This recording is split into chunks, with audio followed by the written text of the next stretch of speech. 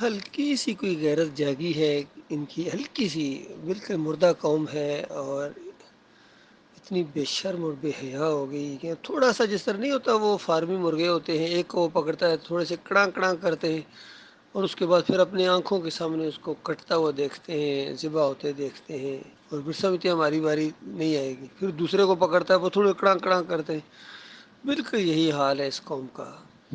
اور سب سے بڑی بے غیرتی جو ہے وہ اللہ کے ساتھ شرک کرنا ہے، سب سے بڑی جہالت، سب سے بڑی بے غیرتی، سب سے بڑا کفر۔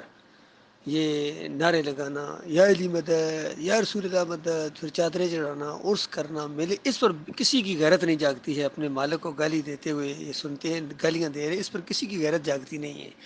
تو ظاہری بات ہے اللہ تعالیٰ تو پھر انتقام لے گا۔ یہ دنیا میں ذلت اور خواری تمہارے اوپر مسلط کی جائے گی، کرپٹ لوگوں کو اور بے حیا لوگوں کو، اور پھر عورت کو تمہارے اوپر مسلط کر دیا گیا ہے۔ نبی علیہ السلام نے فرمایا تھا وہ قوم کبھی فلاح نہیں پا سکتی جو عورت کو اپنا حکمران بنا لے۔ یہ جمہوریت کے تحفے ہیں۔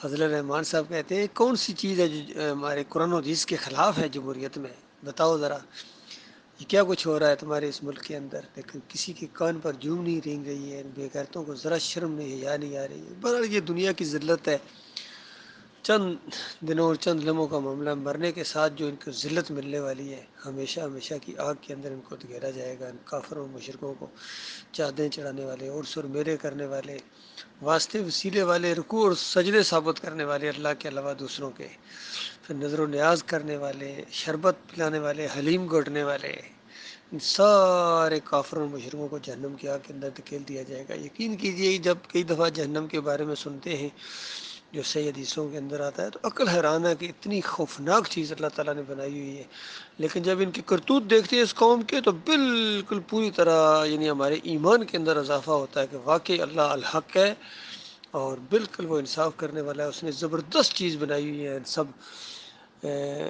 شرک کرنے والوں کے لیے، مزاروں کے اوپر سجدے کرنے والوں کے لیے، پیروں کی پنڈلیاں دبانے والوں کے لیے، سیاسی بدماشوں کے پیچھے اپنی عزتیں برباد کرنے والوں کے لیے، عسکری لیڈروں کے پیچھے اپنی عزتیں برباد کرنے والے، اور پھر بھی انہی کو اپنا خیر خواہ سمجھتے ہیں، اپنے لیڈروں کو، اپنے سارے انہی کے پیچھے دوڑتے چلے آ رہے ہیں۔ شیر تو ایک باری شیر تو کوئی کہتا ہے میں جناب عمران خان کی خاطر اپنی جان دے دوں گا۔ اچھا، اللہ کے دین کی خاطر تو جان نہیں دے گا؟ جان تو ایک مرتبہ ملی ہے، جب کفر و شرک کی وجہ سے تو جان دے دے گا تو پتہ ہے تو جائے گا کہاں اور وہاں تیرے ساتھ کیا کیا جائے گا؟ کوئی ان کو بتانے والا نہیں ہے۔